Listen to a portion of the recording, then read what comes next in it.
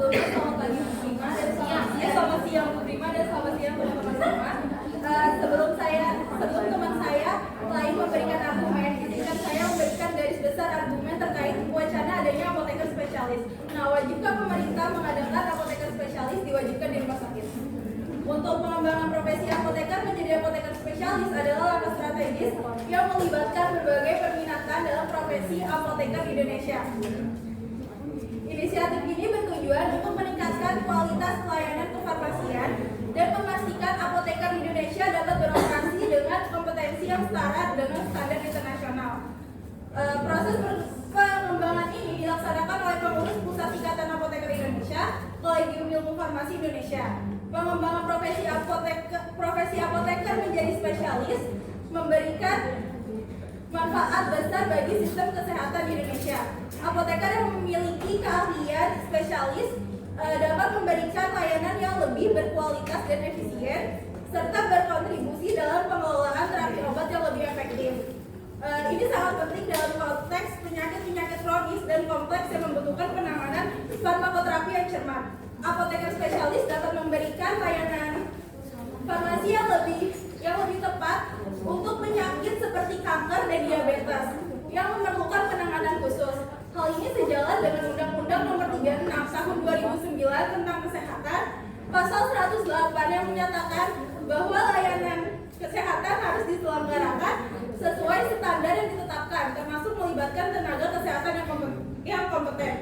Apoteker spesialis akan memberikan pengaruh positif pada kualitas pengobatan pasien yang memiliki kebutuhan khusus.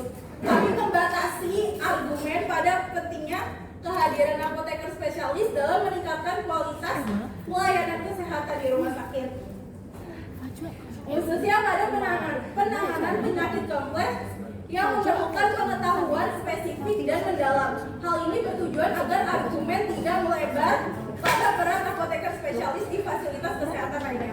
Terima kasih.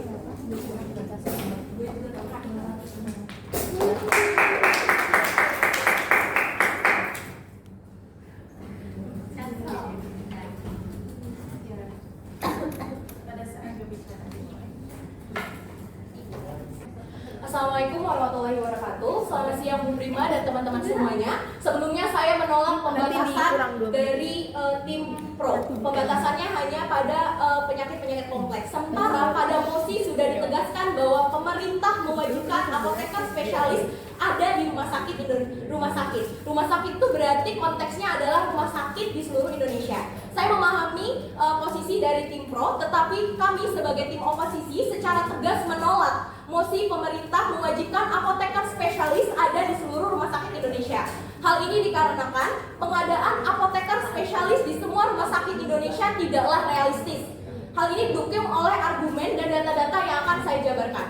Yang pertama adalah sedikitnya universitas yang menyediakan profesi apoteker spesialis di Indonesia. Menurut data Asosiasi Perguruan Tinggi Farmasi Indonesia atau AFTI, hanya terdapat 40 perguruan tinggi yang menyediakan profesi apoteker di Indonesia. Tak hanya itu, lalu idealnya bagaimana? Idealnya, pemerintah dan universitas dapat bekerja sama untuk memperluas akses pendidikan profesi apoteker di berbagai wilayah, terutama di luar Pulau Jawa. Karena biasanya konsentrasi dari pendidikan profesi apoteker itu hanya berpusat di Pulau Jawa, sehingga penyebaran apoteker di berbagai daerah itu tidak merata.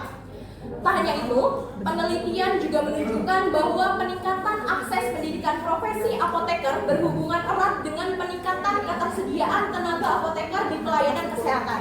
Jadi tingkatkan terlebih dahulu akses pendidikan profesi apoteker, baru dapat mempertimbangkan adanya apoteker spesialis di rumah sakit.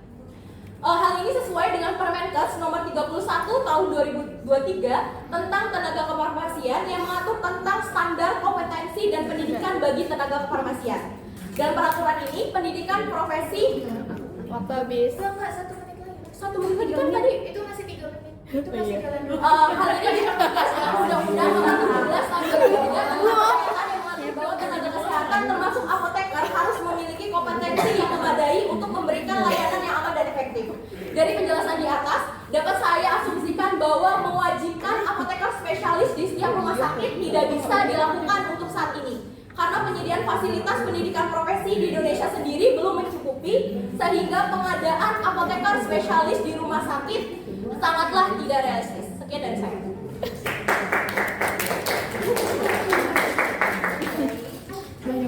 Udah ada 5 menit.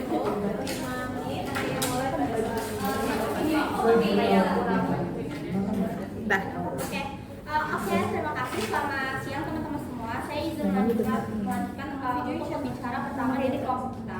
Kita pertama kan memaparkan argumen-argumen dahulu, baru akan menanggapi argumen dari kelompok.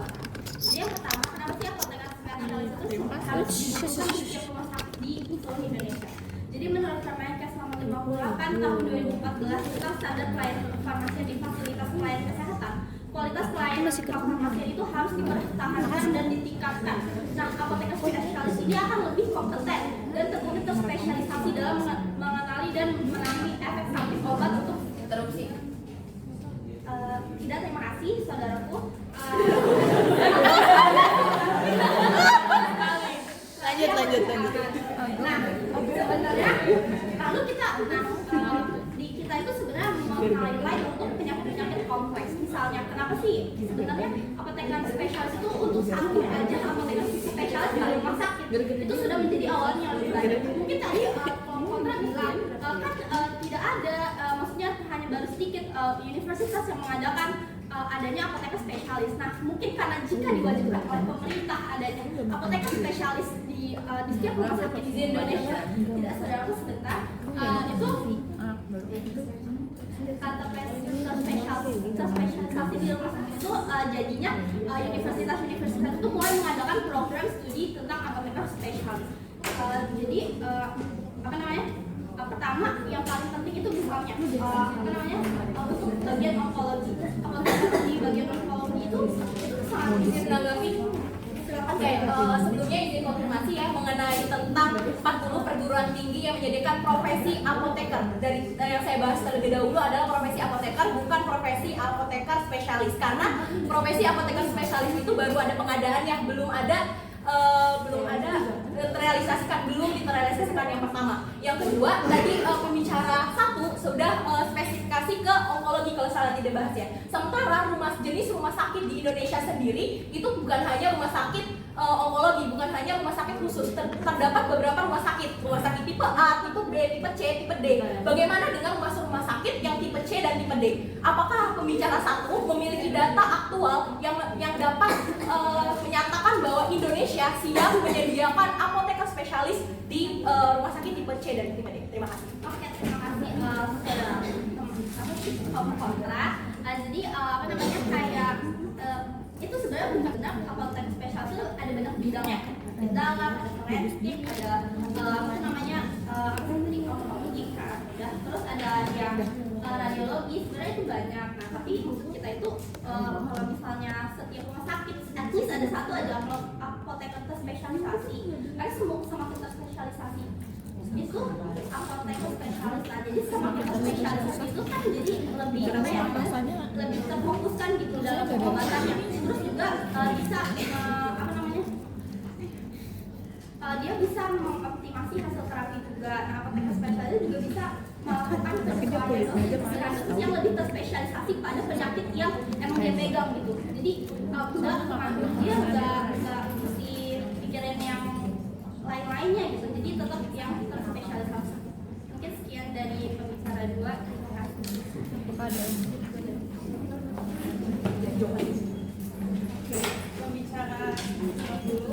Pembicara 2 dari kelompok kontra. Dah. 1, 2, 3. Baik, terima kasih kelompok pro. Sebelumnya saya ingin untuk menanggapi argumen yang telah disebutkan oleh pembicara 2 terlebih dahulu. Jadi terkait dengan kebutuhan tenaga apoteker spesialis khususnya di rumah sakit, itu tuh dapat sepertinya sebenarnya kita dapat meningkatkan kapasitas dan kompetensi apoteker umum itu lebih relevan dibandingkan dengan adanya apoteker spesialisasi ini. Kenapa? Jadi berdasarkan Undang-Undang Kesehatan Nomor 17 Tahun 2023 dan Permenkes Nomor 31 Tahun 2023 tentang standar kompetensi dan pendidikan bagi tenaga kefarmasian di rumah sakit, sudah ada standar kompetensi untuk apoteker umum dalam menyediakan pelayanan farmasi.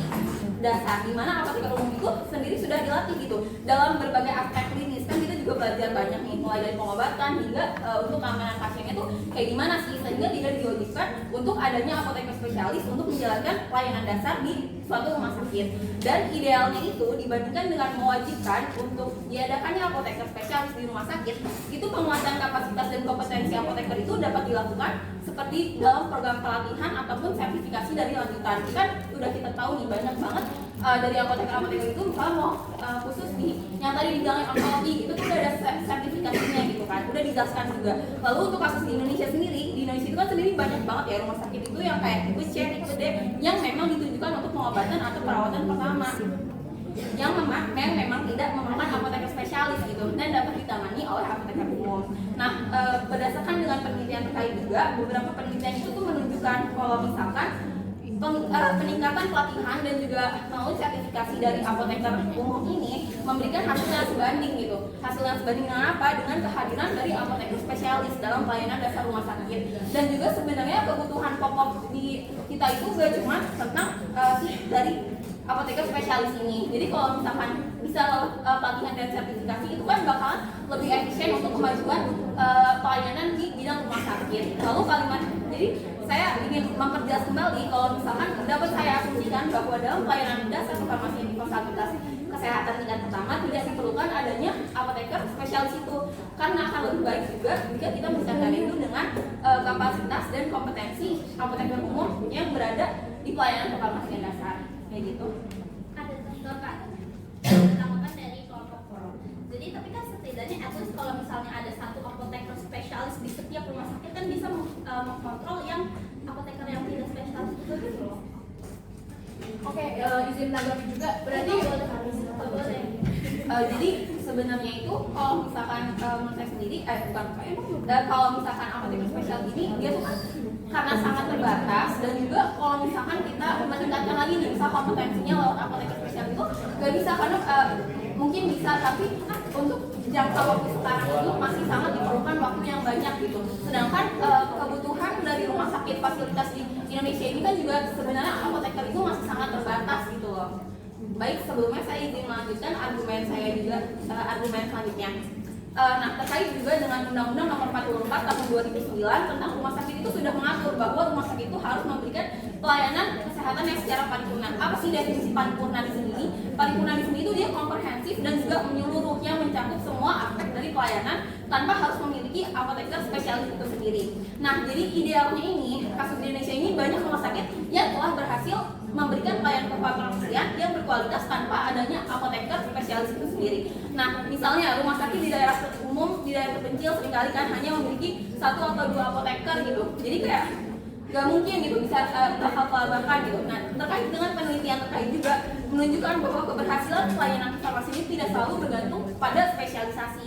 Nah, tetapi lebih pada kemampuan apoteker gitu. Kemampuan apoteker kan tadi bisa dijelaskan ya, udah bisa lewat sertifikasi, kompetensi yang memadai, dan juga lebih kepada kemampuan apoteker dalam menerapkan si pengetahuan yang udah dipelajari sama dia sekolah itu kayak gimana sih. Nah, dalam konteks klinisnya juga dan bekerja dengan tim medis lainnya itu dia cara kerjanya gimana gitu dengan tim medis lainnya.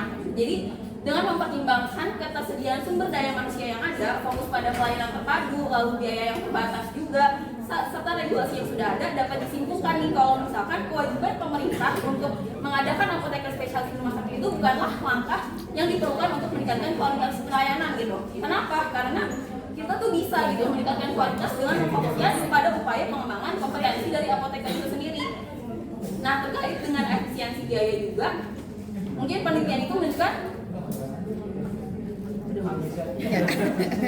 jadi alokasinya itu dapat dilakukan untuk yang lain gitu loh, yang lebih krusial dibandingkan habis. sendiri. Terima kasih.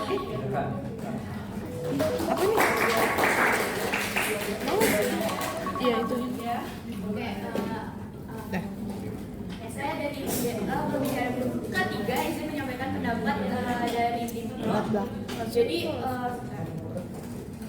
berdasarkan Permenkes 2 tahun 2016 tentang standar pelayanan kefarmasian di rumah sakit, seperti tadi yang sudah disampaikan oleh pembicara 2 dari tim kontra juga, untuk meningkatkan meningkatkan kualitas komprehensif dari pelayanan kesehatan di rumah sakit. Keaktifan dan keterlibatan peran apoteker ini sangat dibutuhkan. Dengan adanya spesialisasi pada apoteker spesialis dapat memberikan kontribusi dalam kegiatan pengelolaan dan manajemen obat yang terspesifikasi pada penyakit-penyakit kompleks utamanya.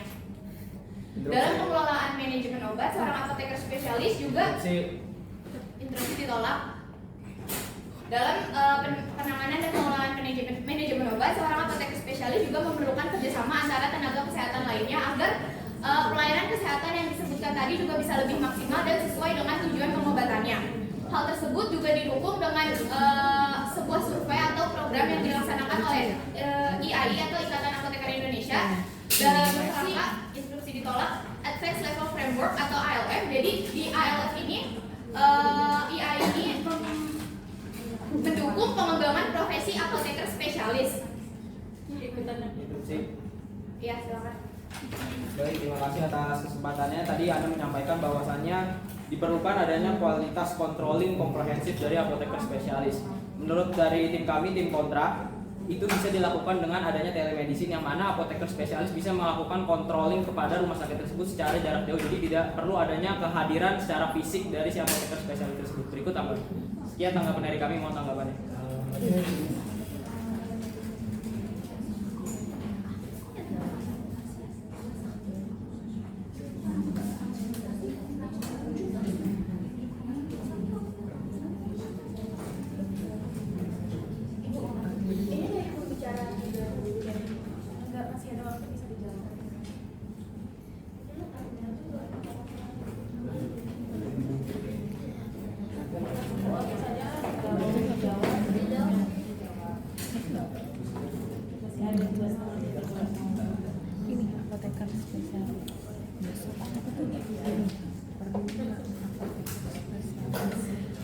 Oke, balik lagi.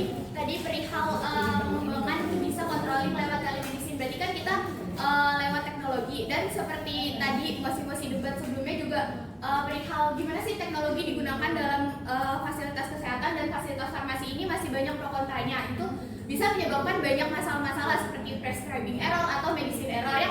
Itu pun kita belum bisa tahu nih cara kontrolnya seperti apa. Dan dari IAI pun, dari ALF tadi sedang mengupayakan untuk mendistribusikan dan mengoptimalkan untuk program spesialis di apoteker di Indonesia ini lebih dimajukan lagi. Seperti kalau tadi dari argumen dari tim kontra belum ada apoteker spesialis yang ada di Indonesia. Ini berdasarkan data yang kami cari itu udah ada satu dari Universitas Gadjah Mada yang mulai membuka apoteker spesialis di Indonesia, dan menurut kami itu merupakan langkah yang cukup bagus buat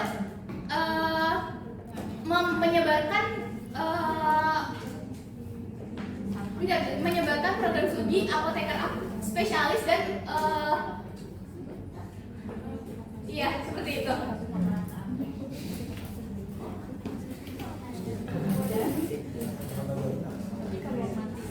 Kalau sudah bisa kita lanjut ke pembicaraan selanjutnya. Izin melanjutkan argumen dari mosi pemerintah mewajibkan apoteker spesialis di rumah sakit seluruh Indonesia. Jadi menurut Undang-Undang Nomor 36 Tahun 2014 tentang tenaga kesehatan yang mengatur mengenai distribusi tenaga kesehatan yang merata di seluruh Indonesia. Namun banyak daerah terpencil yang masih kekurangan tenaga kesehatan termasuk apoteker umum. Nah, di mana kalau adanya apoteker spesialis di setiap rumah sakit nanti akan terjadinya memperparah ketimpang tindih tenaga kesehatan yang berada di kota-kota terpencil. Idealnya dibandingkan dengan mewajibkan untuk diadakannya apoteker spesialis di semua rumah sakit, pemerintah sebaiknya fokus meningkatkan distribusi apoteker umum di seluruh pelosok yang dapat membantu mengatasi keterbatasan akses kesehatan. Interupsi ditolak. Yang dapat membantu mengatasi keterbatasan akses kesehatan tanpa perlu menciptakan ketimpangan lebih lanjut. Nah, Interupsi terima. Oh iya, oke. Perihal tadi pendistribusian apoteker di Indonesia, jadi berdasarkan ini ada kajian atau berita. Jadi pertumbuhan profesi apoteker di luar Pulau Jawa ini setiap tahunnya di Indonesia ini sudah cukup meningkat sekitar 8-10% per tahun. Terima kasih. Itu dari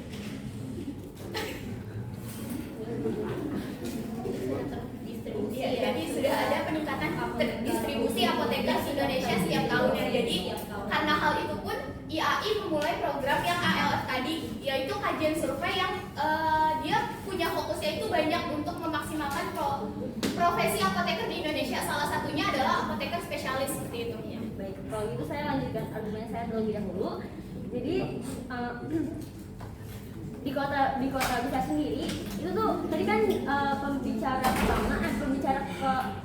kedua bicara tentang adanya satu apoteker spesialis di setiap rumah sakit. Tapi di kota besar sendiri itu sudah banyak rumah sakit spesialis seperti rumah sakit Darmais untuk kanker, rumah sakit Pon untuk otak, dan rumah sakit spesialis lainnya. Nah, tentunya di apoteker rumah sakit tersebut telah mendapatkan pembekalan atau pelatihan yang relevan terkait penyakit yang berhubungan dengan tempat apoteker bekerja tersebut. Jadi kalau misalnya suatu pasien punya penyakit tertentu yang parah, mungkin harus dirujuk ke rumah sakit spesialis yang ada di kota-kota besar ini. Nah, idealnya apoteker umum juga dapat bekerja dalam rumah sakit khusus dengan syarat dan ketentuan yang sudah ditetapkan oleh rumah sakit, sehingga daripada mengadakan apoteker spesialis di setiap rumah sakit di Indonesia, idealnya pemerintah mengadakan peningkatan tunjangan dan insentif apoteker di berbagai fasilitas kesehatan. Nah, untuk apoteker spesialis sendiri yang bekerja di rumah sakit spesialis itu pasti sudah memenuhi spesifikasi dari rumah sakit itu sendiri untuk penyakit spesialis yang ada di rumah sakit itu sendiri. Jadi berdasarkan data rumah sakit khusus pemerintah pusat rumah sakit khusus pemerintah pusat ini hanya berkisar pada angka 20-an itu untuk rumah sakit spesialis. Nah, izin interupsi. Ya, silakan. Oke. Jadi kebutuhan apoteker dengan spesialis atau apoteker spesialis ini didorong oleh perubahan paradigma pelayanan kesehatan yang sekarang itu fokusnya bukan hanya memberikan obat atau memberikan konseling terhadap obat, tapi juga menjalankan peran farmasi klinis yang lebih langsung dan bertanggung jawab terhadap pasien. Jadi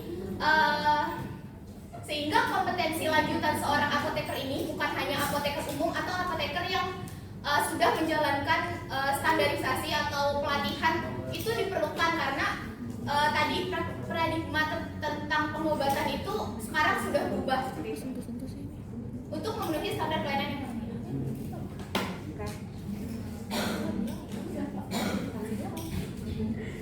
Gimana ya caranya ditaruh? Apa? Ya udah. Nanti kita bicara selanjutnya. Menurut kami urgensi adanya apoteker spesialis ini mungkin sudah sesuai sama rumah sakit spesialis yang ada di Indonesia.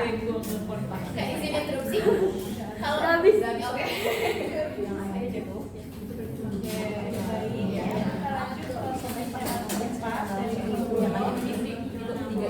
Baik, saya dari kelompok Pro izin melanjutkan argumen dari kelompok saya. Saya ingin menyampaikan juga pernyataan dari pembicara ketiga bahwa ini apoteker spesialis itu tidak termasuk urgensi, karena itu salah menurut saya, karena rumah sakit aja udah ada spesialis tertentu, dokter udah ada spesialis tertentu. Masa pola seperti ini untuk apoteker tidak bisa dijadikan, karena itu udah jadi urgensi awal kita bahwa ada problem, ada masalah. Kenapa wacana ini dinaikkan? Masalahnya itu karena banyaknya medication error. Untuk medication error sendiri ini tuh sudah didukung juga dalam Undang-Undang Nomor 44 Tahun 2009 tentang rumah sakit pada pasal 11 yang menjamin bahwa rumah sakit itu harus menjamin kualitas layanan kesehatan. Terus termasuk dalam hal terapi dan pemberian obat. Jadi jika ada apoteker spesialis, maka rumah sakit tersebut dapat lebih menekankan mengenai pelayanan yang mereka berikan. Karena di Indonesia sendiri dari data untuk medication error itu tuh sangat tinggi. 4 kesalahan utama dalam medication error sendiri itu ada salah resep, salah terjemah resep, salah penyiapan obat, dan salah pemberian obat. Untuk persentasenya sendiri saya akan sebutkan. Untuk yang penggunaan obat dan proses penggunaan obat dari peresepan itu sekitar 1-15%, dan itu jumlahnya cukup banyak jika dibandingkan dengan pasien yang masuk rumah sakit bisa sampai ratusan orang. Jika sampai ribuan orang juga itu sudah terhitung puluhan hingga ratusan orang yang salah dalam penggunaan obat. Untuk yang dispensing oleh farmasi dan apotekernya juga sekitar 15% kesalahan terjadi. Lalu yang pemberian obat kepada pasien juga hingga 20% terjadi kesalahan. Dengan adanya apoteker spesialis ini, kita bisa meringankan beban apoteker yang biasa, karena jika ada penyakit yang khusus tertentu itu bisa diarahkan ke apoteker spesialis. Jadi maaf ditolak. Untuk yang penyakit yang umum itu bisa diserahkan, difokuskan kepada apoteker yang biasa. Jadi dengan adanya apoteker spesialis ini bisa meringankan beban apoteker yang biasa dan meningkatkan kualitas dari apoteker itu sendiri. Sekian dari saya. Masih ada waktu. Jadi kan tadi dari pembicara keempat bilang kalau misalnya masih banyak medication error, salah persetan, salah dosis dan lain-lain, itu karena mungkin beban kerjanya yang terlalu tinggi dan profesi apotekernya pun yang kurang cukup memadai untuk di salah satu rumah sakit. Kayak terlalu banyak pasien dengan tenaga apoteker yang sedikit. Itu juga mempengaruhi yang tadi disebutkan oleh pembicara keempat. Ya. Boleh izin menanggapi? Ya, silakan. Izin menanggapi. Lalu selanjutnya itu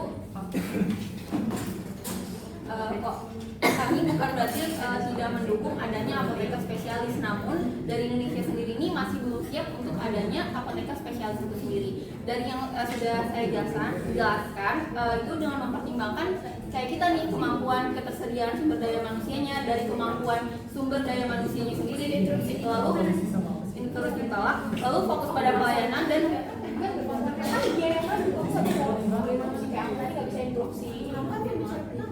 Dia instruksi juga. Tadi enggak tadi. Tadi instruksi juga.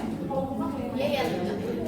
Udah, terus habis itu fokus pada pelayanan yang berbeda juga, terus biaya yang terbatas dan regulasi itu juga belum memumpuni gitu deh. Jadi kayak kita juga pemerintah juga menyadari bahwa kita tuh masih belum mampu untuk step selanjutnya kalau misalkan dari kemampuan sumber daya manusianya aja tuh masih belum mampu, seperti kayak tadi masih ada medication error. Silakan tanggapannya udah selesai. Untuk masalah yang Indonesia belum siap itu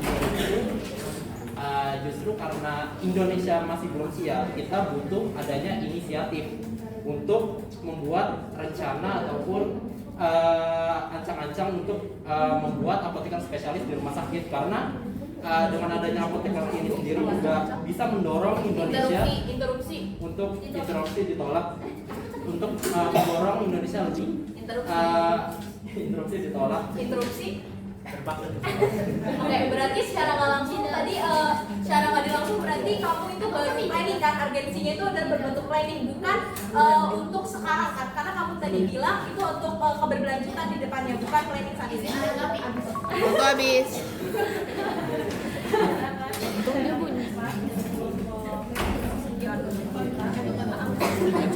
Oke, terima kasih atas kesempatannya. Baik, dari pandangan tim kontra bahwa di sini saya mendapati ada empat poin yang harusnya kalian tahu. Yang pertama, tidak ada kebutuhan secara signifikan adanya apoteker spesialis pada vaskes tingkat pertama, yang mana hal itu sesuai dari Permenkes 74 tahun 2018 tentang standar pelayanan farmasi di puskesmas. Yang pertama, bahwa penyakit umum di vaskes pertama tidak diperlukan adanya apoteker spesialis. Yang kedua, hanya diperlukan adanya apoteker umum. Dan yang ketiga, sebagian besar kasus yang ditangani oleh vaskes tingkat pertama itu adalah penyakit-penyakit umum seperti hipertensi, demam tinggi, TBC dan asma, dan tidak sesuai dengan apa yang tadi Anda jelaskan seperti kanker dan sebagainya.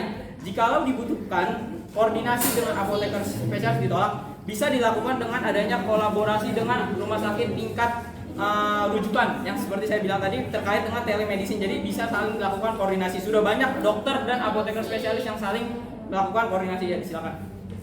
Tadi saudara bilang tentang faktor utama, kan tadi sudah dijelaskan pada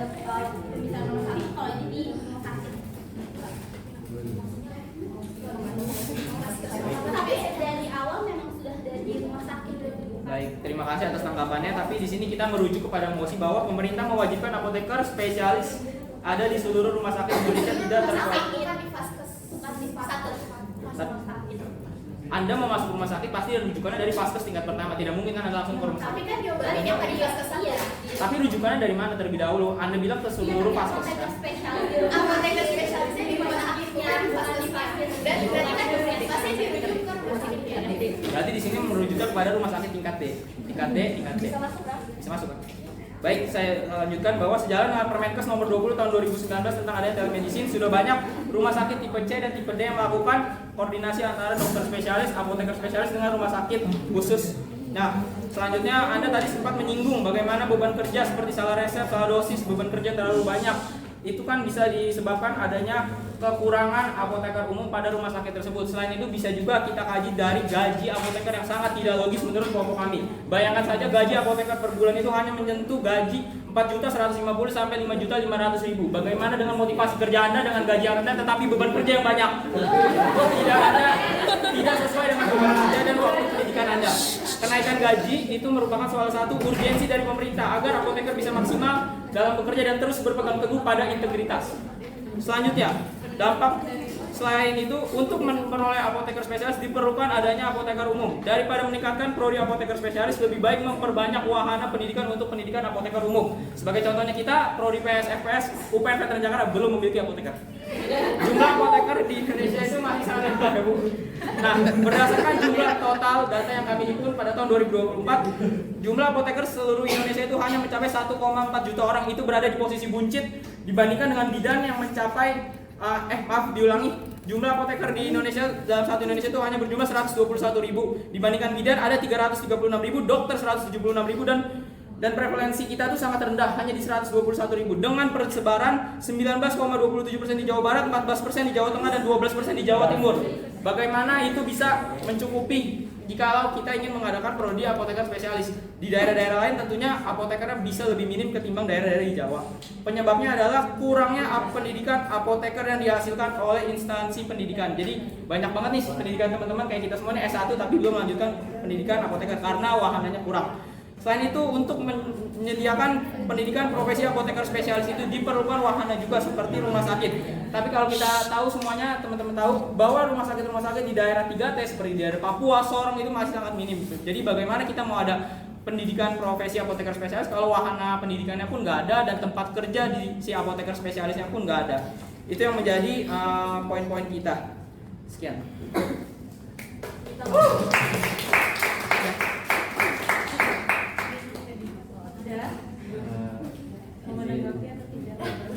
Tadi 47. Oh, 47. Coba 47. Maaf. Ya. Ya, izin menanggapi juga mengenai rumah sakit dari tipe A sampai D.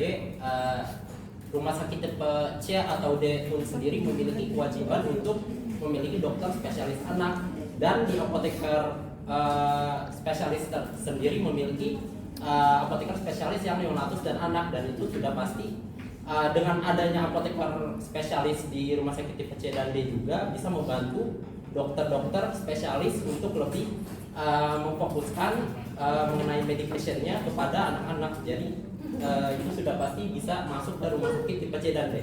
Oke, terima kasih. Juga kehadiran apoteker spesialis di Ya, untuk apoteker spesialis itu tidak harus ada yang kan. Waktu habis.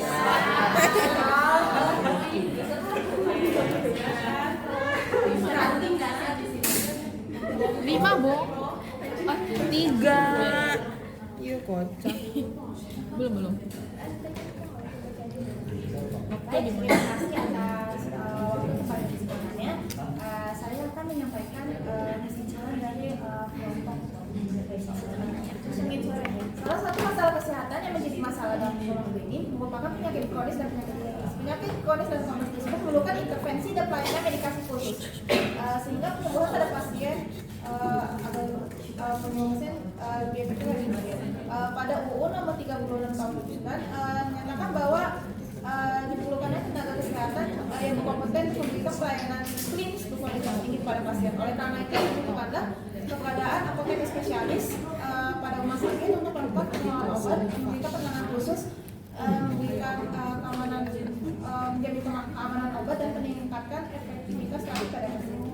Dalam Permenkes 58 tahun 2014 menyatakan bahwa kualitas pelayanan kefarmasian harus ditingkatkan. Karena dalam peningkatan tersebut akan memberikan spesifikasi obat lebih baik, lebih fokus dan lebih efektif pada penanganan penyakit pada pasien. Apoteker spesialis juga memiliki banyak bidang sesuai dengan penyakit kompleks yang ada. Jadi setidaknya jika ada satu apoteker spesialis pada rumah sakit, maka akan dapat membantu menangani kasus penyakit kompleks pasien. Kemudian dalam Permenkes nomor 7 tahun 2016 juga menyatakan bahwa apoteker harus memiliki keaktifan dan keterlibatan untuk meningkatkan kualitas pengobatan pada pasien, juga pengelolaan dan manajemen obat. Kemudian juga apoteker spesialis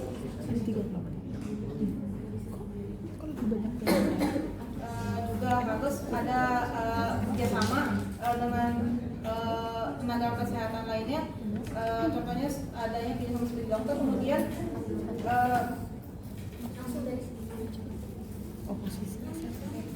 Kemudian dari segi biaya, adanya kehadiran apoteker spesialis juga dapat mengurangi potensi pengeluaran jangka panjang rumah sakit dan meminimalkan kejadian komplikasi atau rawat inap ulang yang disebabkan oleh kesalahan pengobatan.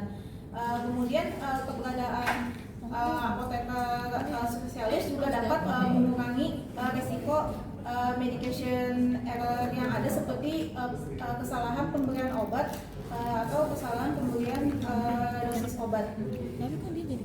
Baik, sekian dari terima kasih.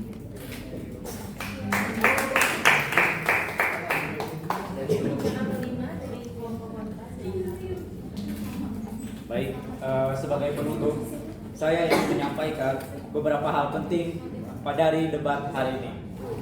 Yang pertama, pemerataan apoteker yang masih belum merata, terutama di wilayah 3T. Kemudian wahana pendidikan dan standarisasi pendidikan apoteker spesialis yang belum jelas. Dan kesejahteraan apoteker yang belum Caranya baik naikin ini menjadi gimana? beberapa alasan utama yang membuat kami menolak mosi. Menurut pandangan kami, terhadap pemerintah mewajibkan apoteker spesialis ada di seluruh rumah sakit di Indonesia adalah tidak sesuai dengan urgensi saat ini. Contohnya seperti Pak Febri yang bukan apoteker spesialis, tapi apoteker yang upgrading terkait cancer dan lainnya, kemudian skill-skill yang bisa meningkat di bidang penanganan penyakit khusus. Beliau bisa setara dengan apoteker spesialis.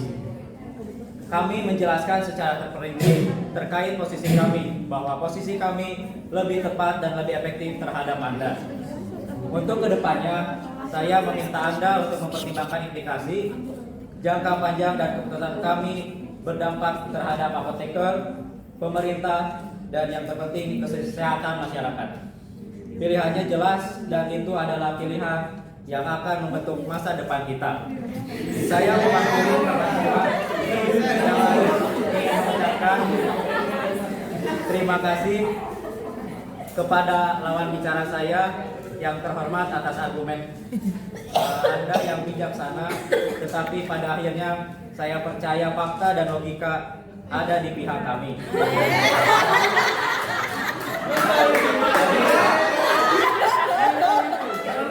Jadi saya mendorong Anda semua untuk mendukung kami, karena dengan melakukannya Anda hanya membuat pilihan yang tidak hari ini, tapi juga berinvestasi untuk masa depan yang lebih baik.